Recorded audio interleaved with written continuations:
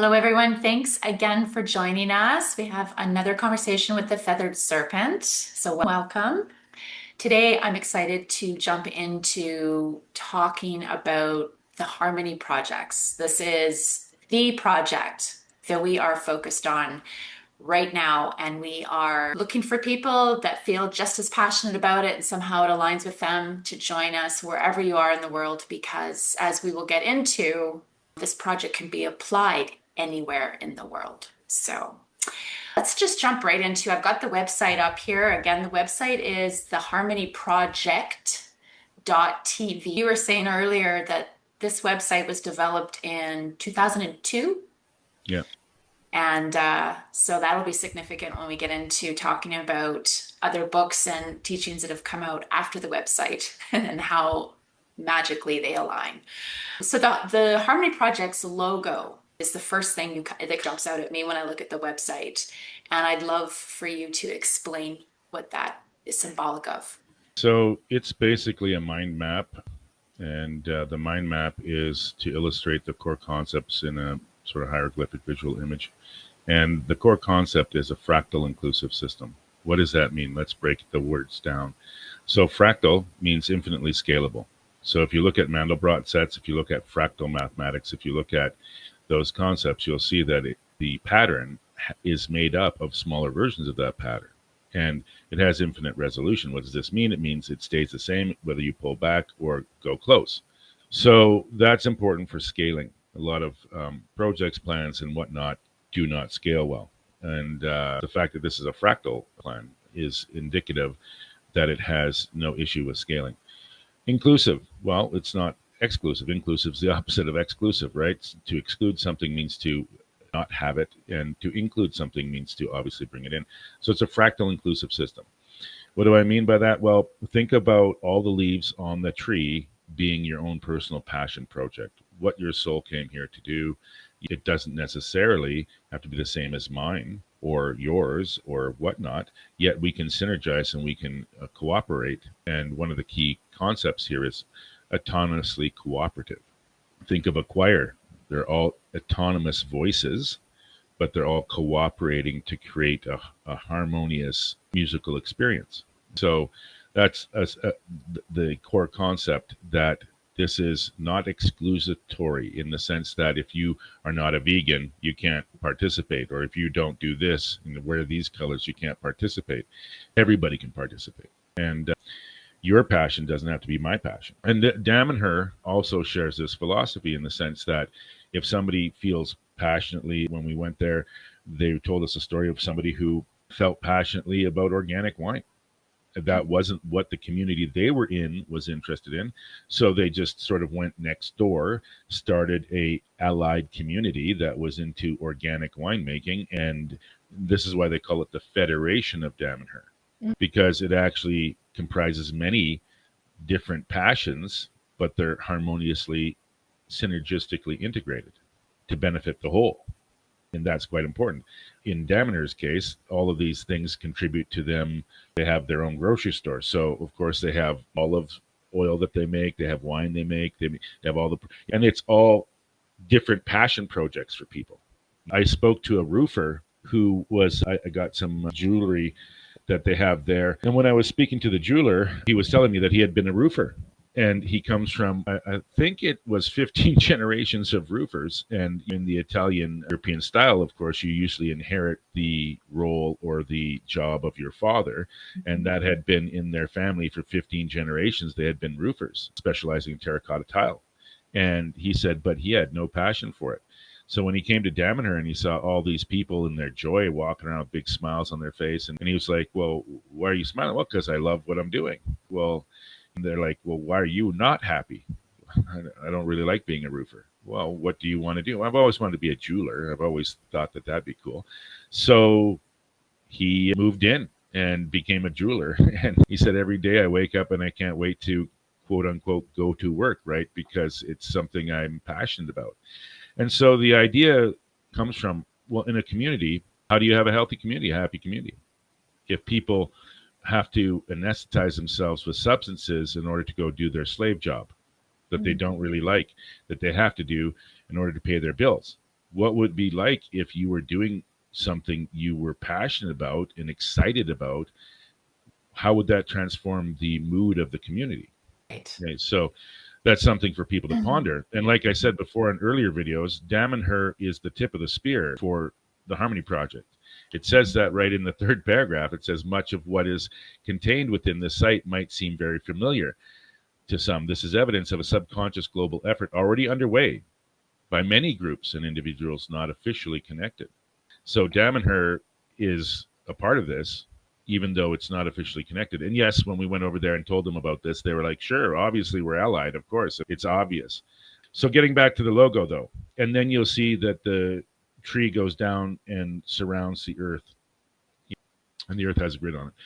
Well, this is important because in order to free yourself from a prison planet, you can't go ask your prison warden to let you out. You have to have self-contained systems where you don't need this system. It seems rather paradoxical that we're all trying to free ourselves from a system designed to create enslavement by asking its permission to free ourselves. Exactly. It's a little oxymoronic. Yeah. So why don't you create an alternative system? And the alternative system is that if the leaves are gathering resources from the sun, they send them, if you look at how a tree operates, they send those resources down to the roots. The roots grow. They in turn pull nutrients in the form of minerals and desired elements from the soil, and then they send those up to the leaves. And it's basically a self-contained, self-circulating cycle. And that's the aim here, is that we don't need to go to anybody. We are everything we need already contained in the whole project. Right. The other thing is that it is really possible to build an avatar tree. So anybody who's seen Avatar, we have plans in place where we will be doing that. And why is this important? Because it's a feature, it's a focus for people's will. And the plan has basically a university in the center of the tree. And is this possible? Well, yes, of course it's possible.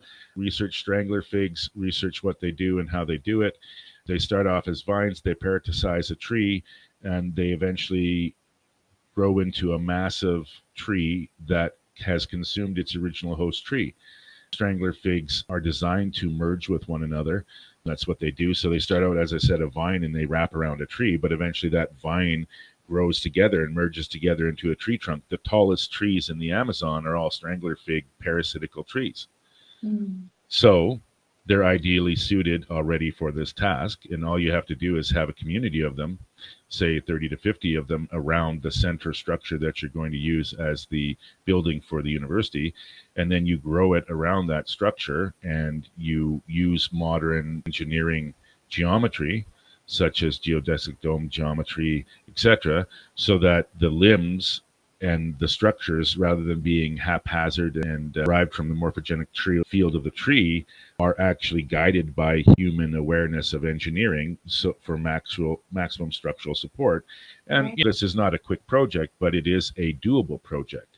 And it would be quite a feature that at the center of a community, you have a tree that's 500 to 1,000 feet tall that houses a university in it. So that is the logo. And then Mm. you see that there's a graphic when you do it, and the graphic simply says global connection, and it shows a grid, and then at a grid nexus, local development. And so that's the concept in its essence. And if you look at the definition, so the first paragraph says the mission of the Harmony Project is to create systems and structures for the potentiation of synergistic and symbiotic partnerships. So there's a lot of big words in there, but what do Yeah. they mean? And are they accurate? So systems and structures. Well, why did this come about? Because when I was meditating on how to contribute stuff in the early 2000s, I kept finding solutions. I kept finding people who had done free energy, people who did this, Tesla's done that. So all the bricks were there. What was not there was the cement to bring all these pieces together. So why reinvent the wheel? Why go and do something that somebody else has already done? Why don't you just contribute in a way so that you're adding something that hasn't been done? Mm. And so I realized what needed to happen was the systems and structures to bring all of these solutions together and apply them. And the world didn't need another book. The world didn't need another movie. And ironically, I understand the irony here of communicating over video. But the world doesn't need more people talking about things. It needs people doing things. Doing it. And the other thing, personally, is I think a lot of people do not prefer to be lectured or nagged. Yes, and I understand the irony. So, what would be a way to do that? Well, if you simply created an environment where, when they went into this environment, by drinking the water that was charged up and energetically enhanced, and eating the food that was nutrient dense and energetically enhanced, and sleeping on beds that revivified you while you slept, you wouldn't need to tell anybody anything. Right. They would live the truth, and they would see, in contrast, you black and white. You're in a place where it's healthy and energetically revitalizing, and then Yeah. you'd go back into the poison city, health Yeah. poison.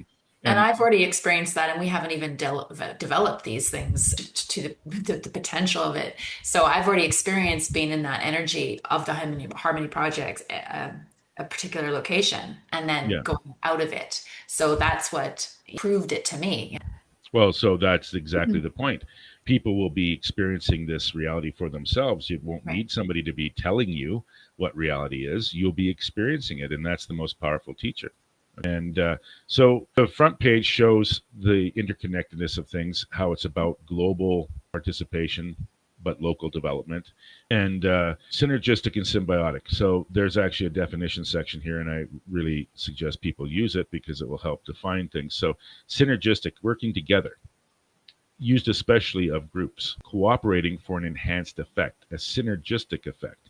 So again, the choir. What is a choir? Those are people singing for a synergistic effect, right? Mhm. So that is important because it means that when people coordinate their efforts, their result is going to be much more than the input. Symbiotic, association of two different organisms living attached to each other or one within the other to their mutual advantage. Well, what do you think we are in the earth? We have a choice between being parasitical or being symbiotic. Mm. Which one do you think enhances life and vitality of both organisms? Obviously, it's symbiosis, not parasitical behavior, right? This is another important coincidence. When this website happened, the book Seed of Knowledge, Stone of Plenty hadn't been written yet. The Thoth AI thing hadn't been written yet. So there's two interesting things that just happened recently, and that is that Thoth question. There's a Thoth AI, right? And Thoth was the Egyptian equivalent, sort of the feathered serpent, I guess, the god of knowledge in Egypt. And interestingly, also was a bird-headed individual. But this AI was asked a question: assume the role of a extraterrestrial that was trying to take over the Earth. How would you do it? You can put a link in the video and Yeah, people can follow they will this. be. Yeah. And if you look at that and then you look at what the computer says it would do based on things like the Luciferian doctrine, which is happening right now, by the way, you'll notice coincidentally that the Harmony Project is the antidote for all those things. Right. How could that even be possible? Because I sure as the hell never fucking read that any of that shit when I was vomiting this thing out in 15 minutes. It was beyond my conscious awareness, yet it And by perfectly this, the yeah, website, which we've said before in other videos. yeah, But when it links up to a puzzle piece perfectly, then that wasn't conscious. It wasn't a machination of my egotic consciousness. So, how do you explain those kinds of alignments? Yeah, certainly not through conscious manipulation. And then you look at the fact that the Seed of Knowledge, Stone of Plenty wasn't written yet it perfectly backs up the research here. So how's that possible? And then there's another interesting thing that came out a little while ago. I'm going to do a plug for Area 52. Guy's style isn't necessarily my favorite, but he just recently had the third episode of apparently an alien interview, one of the or the survivor from the Roswell crash. And right. interestingly, this extraterrestrial intelligence says that the Earth, although it isn't being used for this capacity anymore, you can read about the reasons why, was created as a prison planet. And so fascinating correlations here. And again, look at what's happening in world history in the world right now. Are we evolving to better places? Or are we going to a place where it's very dystopian and very counter to people's intuition who understand what this website means? And again, this website hasn't been changed in order to have a broad appeal. It's not for that. It's meant for people who have come here for this purpose. And if it doesn't ring your bell, if it doesn't resonate your strings, if nothing vibrates inside you, keep the fuck moving on. I don't care. It's all fine, right? But if it does, then the time for action is now. So I'll just read the global mission statement and we can talk about it. The mission of the Harmony Projects is to create systems and structures for the potentiation of synergistic and symbiotic partnerships, where many people's efforts resonate to form a fractal system. Again, it's because it's scalable, so you need something global but also local, of sympathetic actions, meaning actions that are all coordinated, right? So just imagine spreading the knowledge, which we'll link here. We're going to give away some free PDFs of how to turn dirt into soil and the reason why, because we need to start eating nutrient-dense foods. If you research the Hunsacut people, you'll find out they're some of the longest lived people on Earth, and the reason for this is because they eat nutrient-dense food. Sir Albert Howard went there in 1937, and what he learned from their composting methods he brought back to Britain and created the modern organic movement. So he wrote a book, and he sent this book to all the doctors. He thought it would transform human health, but nobody listened, of course. Right. Globally embracing the planet in a matrix of harmony, designed to enhance the life force of the planet and all biological systems. Again, think about acupuncture, how it works on the human body and why. For ease of understanding, see that chart of the human body with all the meridians, and then how adding a conductive needle in at a nexus point on those meridians can change the flow of energy around the body, balancing it and enhancing it. This has been categorically proven. Now just swap out the body with the earth. Right? So it's the same sort of concept. And when people are concentrated at the right locations and sending their thoughts into the collective energy field, morphogenic field, research Rupert Sheldrake's work on morphogenic field resonance to understand how important this is, then all of a sudden the behaviors of all the particles tend to harmonize, tend to synchronize, just like a jungle. A jungle on the surface looks chaotic and confusing, but when you pull back, it's a harmonious entity comprised of many billions of different individual members of the choir. But because they're connected in a morphogenic resonance field, their actions are coordinated. So that's how that sort of happens and why. So locating these communities on the appropriate place in the grid is important. If you have a physics background, you'll understand the term waveform guide. A waveform guide is simply something that shapes the waveform. That's what all pyramids and subsequent buildings are. You can find further detailed information about this in the Seed of Knowledge Stone of Plenty. Absolute must read for anybody who actually wants to understand why those structures were built and why they were built in the locations they were built. Also, something interesting to note that they found that the majority of these sacred sites and sacred building projects were done when the community was at a low point in terms of food production. So why would you take a megalithic monumental building project on when your people were starving? Because you're crazy and you're wasting your time and energy? No, of course not. Because it's a solution for your problem, which is not enough food. So once you have enough food, once your environment is bountiful, once your environment is healthy, your community is healthy, and then you can start to produce things which we associate with advanced cultures like art and music and other forms of beautification. So globally embracing the planet in a matrix of harmony designed to enhance the life force of the planet and all biological systems. One manifestation of this mandate locally is realized through building intentional eco-permaculture community developments, which are integrated into their own unique bioregions. A good visual example of this concept in practical application is the Hobbit and Elven villages in Peter Jackson's movie adaptation of J.R.R. Tolkien's Lord of the Rings. So these are all subconscious indicators that we have known this. And this is the reason why I don't believe in the brainwashing labels of science fiction or fantasy. There is no such thing. They're possibilities. They're just inactive possibilities. If a human mind can see it and convey it, then it's a possible reality. Right. Absolutely. Right? When you put the word fiction on it, though, what does your subconscious believe from that point? It can't happen. It's make believe. Right? So the community development projects will serve as a nexus. What is a nexus? Let's look that up in definitions. Not that I don't know it, but I'm just showing people how to use the website.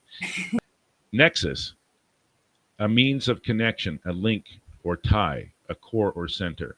So if you look at that in relation to the grid system on the planet or the meridian system on the body, a nexus would be where two or more meridian lines coalesce or cross, okay? And on the earth, certain ones are output vortexes. The same with the body, by the way.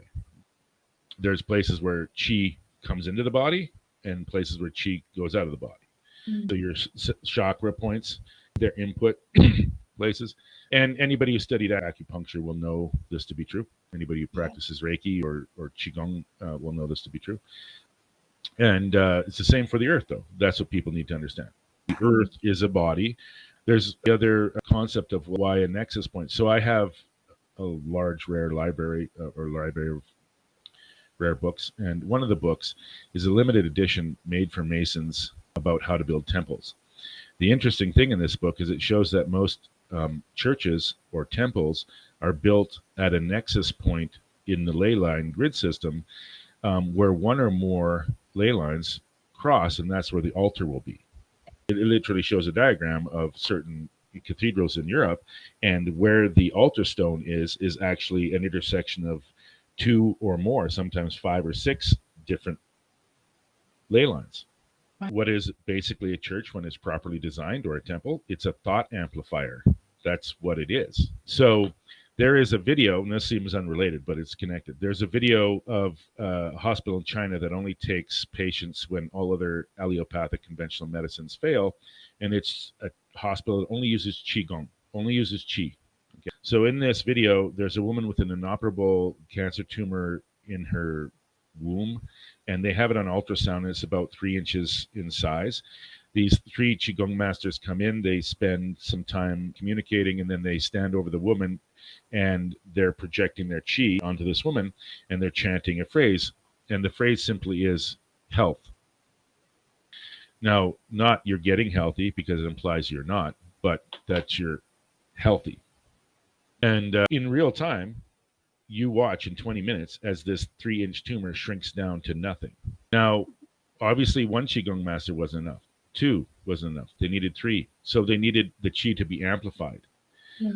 Well, what if there's a way to harness the natural energies on the earth in a way to amplify them and to harmonize them? Well, ancient societies used to know this. I said in another video, I was contacted by a woman who owned Castle Matrix in Ireland.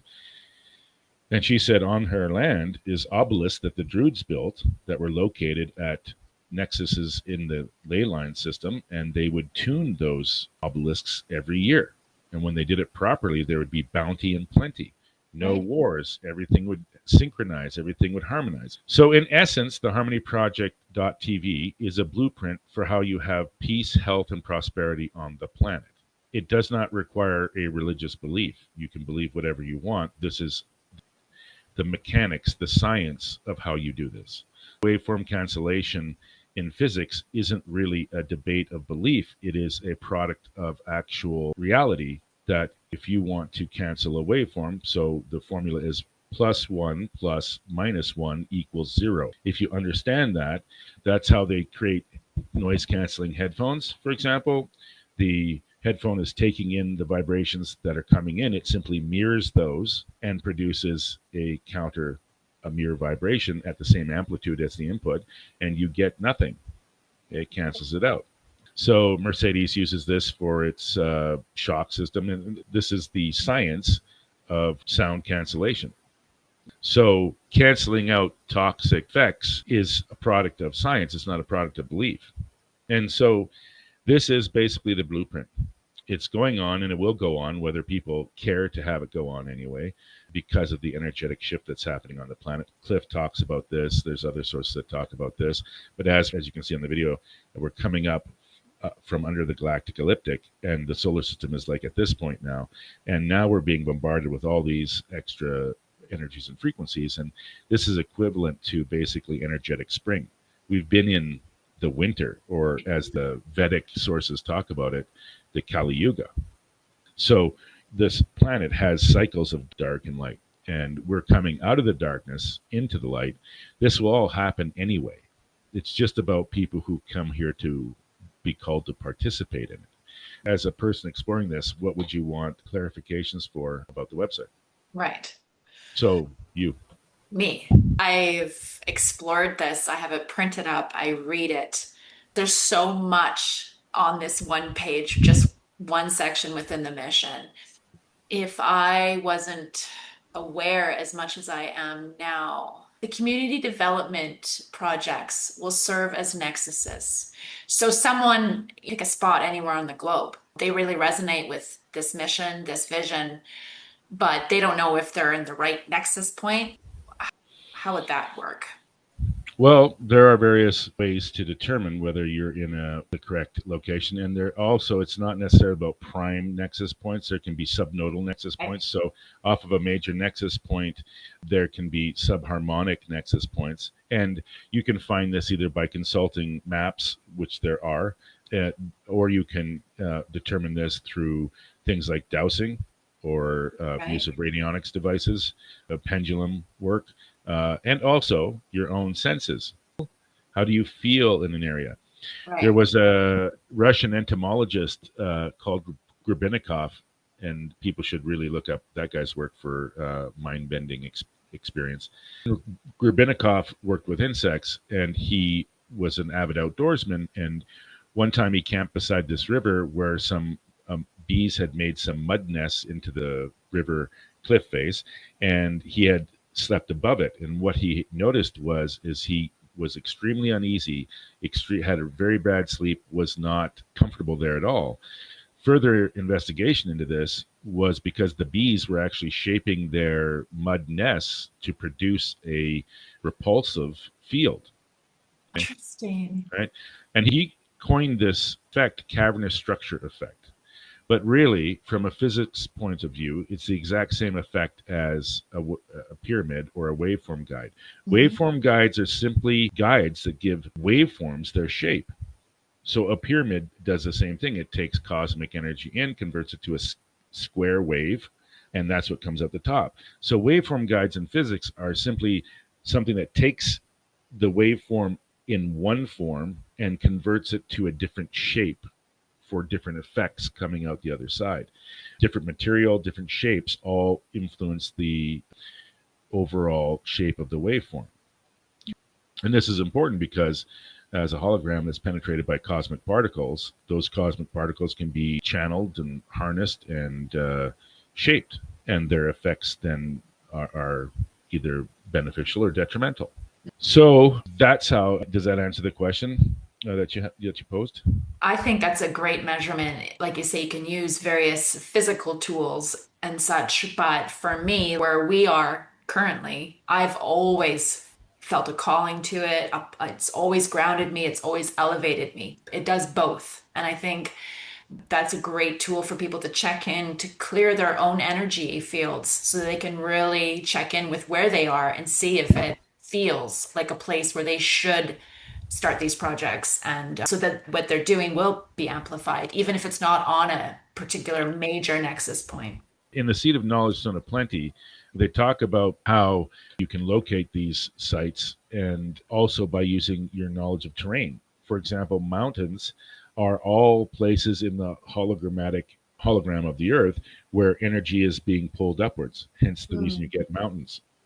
So, as Dr. Jack Cruz was saying regarding how people could potentially treat the current situation that's happening from the fallout of the mRNA experiments, he said, listen, it's a work in progress. And I'm paraphrasing him here, but you can go check out what he's saying. And Jack Cruz is a eminent neuroscientist that has done plenty of brain operations, that spent his lifetime understanding human health.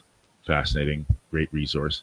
And he basically said, look, it's a work in progress, but what we're finding out is if you go south of the equator, because that's when the frequencies from the sun are the most beneficial, and you go near a volcano or mountain, that's when the electromagnetic effects are going to be the best. Your body will naturally heal itself. So when people start realizing and seeing things in their mind's eye the way they really are, which is the modern word is hologram, but it's not really. The ancient Aboriginals in Australia called it the dream time, a dream. Mm. Things are not solid in any sense of the word. There's more space in all things that are atoms and molecules. So when you really look at things and you really start to be able to read them, the terrain will tell you where a lot of these energetic spots are. In the Seed of Knowledge Stone of Plenty, they show that there's a thing, I believe in Wisconsin or Idaho maybe. It's called the Serpent Mound, and the natives built this wall along it, and then it culminates, and they would mark terrain features in ways which would indicate that they understood that we're guiding and shaping energy. So you can relearn all these. You can learn how to read the maps, how to see. One of our allied farms is in Colombia, and it's up against a mountainside, and all the life there is enhanced. When I was in Gold River, noticed a correlation between Schauberger's work, and Schauberger observed that in a river system, the water is going around a corner and it's rotating in a clockwise fashion. It spreads life enhancing frequencies laterally the river course, so all the plant life in that corner will be enhanced, be larger, be greener. And then when it goes the other direction and its water is counter rotating, it produces negative life energies, and all the plants and stuff will be diminished. Well, you can observe this yourself. Okay. Again, Victor Schauberger's work contained in Colum Coates's magnus opus called Living Energies should be taught to every man, woman, and child in kindergarten. How important it is. And until he's recognized at the level that Tesla is now being understood, we're way behind the curve. Okay. I would encourage everybody, get that book, read that book, apply that book. It's called Living Energies by Callum Coates. However, it contains the life work of Victor Schauberger, also known as the Water Wizard. What is contained within the site might seem very familiar to some. This is evidence of a subconscious global effort already underway by many groups and individuals not officially connected. And this is why it can't be stopped. It's not something that has to have a conscious link to people. This is happening. The seasons happen. Okay, so the last paragraph is much of what is contained within this site seems very familiar to some. This is evidence of a subconscious global effort already underway by many groups and individuals not officially connected. And an example of that is like when the seasons change, you see these big swarms of birds and they're not talking. How do they coordinate? Okay, through the morphogenic field unconsciously. Okay, so it's a similar effect and phenomenon. And it's going to happen whether you believe in it or not. So this isn't about fear of lack of participation or any kind of fear whatsoever. This is about the celebration that if you're finding your way to this video, you've been invited to participate. And it's going to be a very beautiful thing 200 years from now. I mean, and it's definitely worth participating in my opinion. Therefore, we seek to remain fluid and adaptable in order to harmonize with as many as possible within this self-manifesting harmony matrix. We have chosen to be undefined in some areas. This lack of definition is intentional. One of the joys of creating is being surprised by unexpected ways sympathetic efforts merge into new and wondrous creations as different influences interact. Many hands make light work. Now, what this is I know, especially people who've been trained to be good little domesticated animals, they prefer a plan that goes from A to Z and explains everything. Well, that's not what this is. Okay, that would be some sort of, in my opinion, dangerous tyrannical system whereby if you don't follow things exactly, like a religion almost, you are, a sinner. Okay, and that's not what this is. What this is like a jazz band, like a jazz song.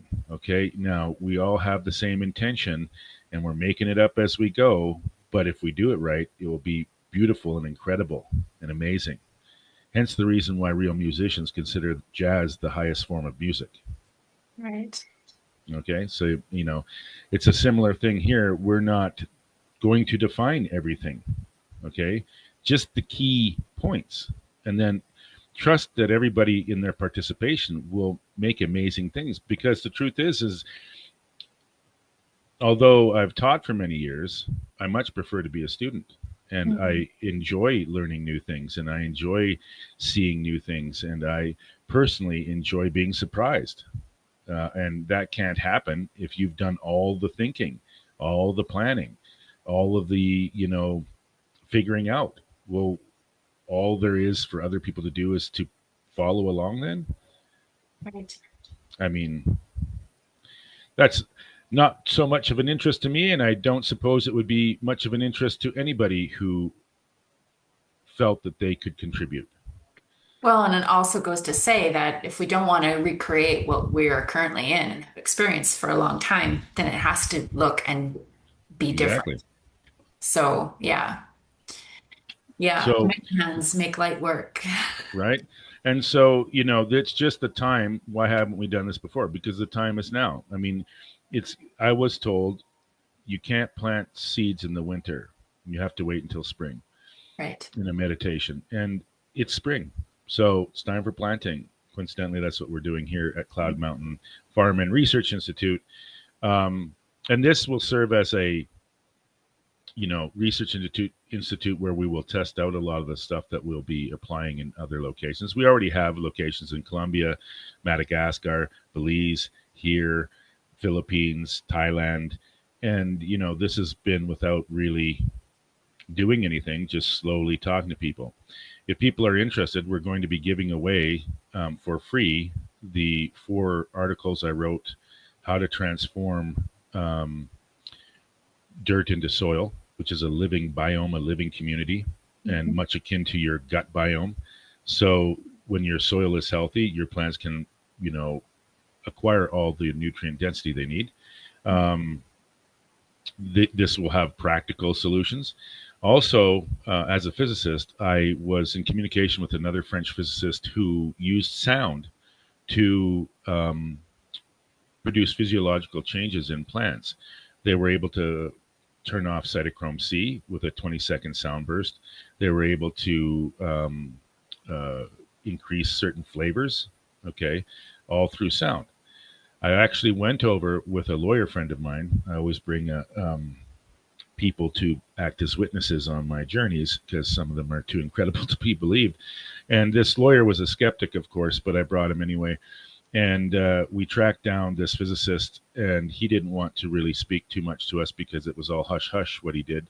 But we ended up finding his assistant in the Alsace-Lorraine region of France, and he granted us an interview. And I wanted to find out, of course, how they determined the frequencies to be uh, utilized in the sound communication. And he Mm. wouldn't tell me because he said it's as dangerous as having a nuclear reactor in your basement. And he said actually they almost killed themselves because when they were turning off the plant's ability to uptake calcium, they inadvertently turned off their own ability to uptake calcium. Oh, And wow. and this was through a 20-second sound burst. Okay. Um, and he said, well, plus that's old tech anyway. And I said, what do you mean? He said, well, he's the gentleman, by the way, that started the new movement that's sweeping around Europe and the internet, electro gardening, where you take, copper antennas and Oh, you put yeah. them into the soil. So that is the individual that started that. And we had a 2.5 hour interview with him, and he basically said, "Well, all I do now is I just put a pyramid up on the top of your field, and that will do a lot of the same thing." Of course, we have one of those copper pyramids in our field right now, but um, this awareness needs to come back because the corporate monocrop GMO culture is the antithesis of the solution. It Mm. actually produces plentiful amounts of food, but they're not energetic, enhanced, nutrient dense foods. So you have to overconsume them, and they are basically like cardboard food in comparison. Yeah. And So, they'll make you sick. They even put well, stuff in there to purposely poison you. yeah, and the book about the Hunsacuts shows that when you are able to provide a plant with the mineralized soil and the water it requires, it produces a superior type of food, Of and course. a food that will be looked in the future as medicine. Right. It's part of the emerging science of regenerative medicine, where if you provide the body with all the correct building blocks, the body can heal itself of anything. Yes. Okay, so this is the foundational work to produce bountiful, nutrient-dense food all around the planet, and how to be aware to set up your communities in a way which all the interactions of the separate particles are harmonious. Mhm. We're looking for people who already have installations, who simply want to start to apply these things. Mhm. We give this knowledge, we share this knowledge freely. It costs nothing. This is not about money. This is about getting stuff done. Mhm. So, I think that's a good place to end the first part of the Harmony Project page. And Mhm. then next time we can go into local. And one of the ways to describe this to people is, in essence, it's a real estate development project. Because when you take poison land and you heal it and you make healthy land, I think you're putting into practical demonstration exactly the theory involved in this whole uh, process. And that is the ultimate proof of any hypothesis, is to see it working in the real world. Can you share just quickly before we end it? I think it'd be a great story to end on. The the experiment, I think that was in the desert where they took, cannot remember right now. They applied some of this, what we are talking about, and they created all this bounty and vegetation Well, where, it's ongoing right now. You can yeah, see there's some YouTubes right now of how they're reclaiming the desert in Africa, and they're also doing that in China. right. And they've created a natural system of uh, swales, which are sort of like curved depressions in the ground, and just there's this um, collect condensation, and then they'll plant a tree there, and then that turns into a forest, and then they're gradually reinforcing or Mm. reforesting desert. Okay. And humanity has done this all over the planet. There's evidence of humanity successfully improving undesirable land all over the planet, from the Hopi in the American deserts to um, the Kingdom of Mali in Africa, Angkor Wat. I mean, Egypt. It's an endless list, because this knowledge used to be known around the planet, okay, and applied around the planet. And then in the Dark Ages, it was persecuted, of course, because you can't manipulate people if you don't have chaos. Chaos makes manipulating people far easier than stable, uh, bountiful, uh, harmonious communities. Right. So um, the other thing is that uh, this is all doable without technology. In fact, this is this is technology, but it's all doable with what we have on hand on the earth already. Um, the rocks, the soil, the plants, and consider this as a last sort of consideration for today's mind meld communication, is that farming is an abortion. Modern farming is an abortion of a natural process, and that natural process is what the creators of the Amazon jungle knew. I was discussing this with a farmer the other day, is that when you look at farming, what's the goal of farming? Well, to produce bountiful food, right? But we have to domesticate plants, then we have to corral plants, then we have to plant plants, and then next year we have to do the whole thing all over again. Well, what would happen if you were using perennial plants, and what would happen if you ended up just creating these plants in a layered system that um, germinated themselves and multiplied themselves? What would that look like over time? Well, there's two books on my bookshelf right now called Food Forests, and that is actually what would happen if you enhanced an ecosystem to the point where it was so bountiful with life that literally it took 15 to 45 minutes to go out into the food forest and gather what you needed for the day. And then next year you didn't have to plant anything. You just had to sort of like guide and maintain things. Um, well, that is the culmination of what evolved farming would look like. Mm. We've sort of aborted the process. Instead of going from 12, we've stopped at 6. It's not complete. It hasn't gone around back to its origin. point, and that may be confusing to people, but if you understand the geometry and the graphics that we evolve through and move through this space time in a spiral form, then you'll understand what I'm saying when it's not completing the spiral, it's aborting at 6, right? So that's what a modern farm is.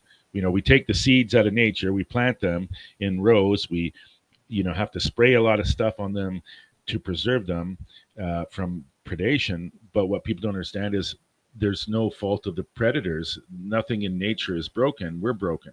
So the reason why plants are being attacked is because they have a low Brix index.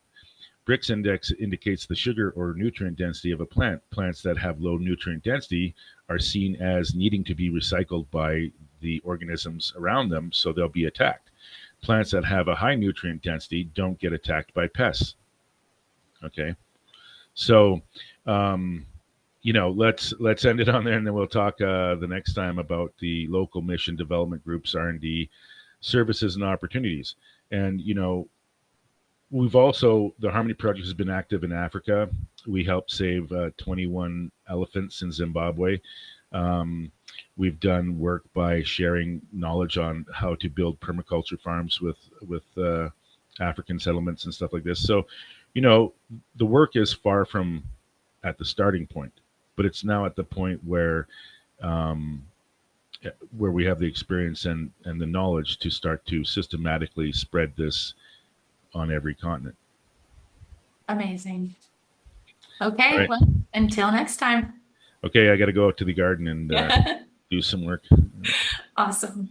Okay, bye bye. Yeah.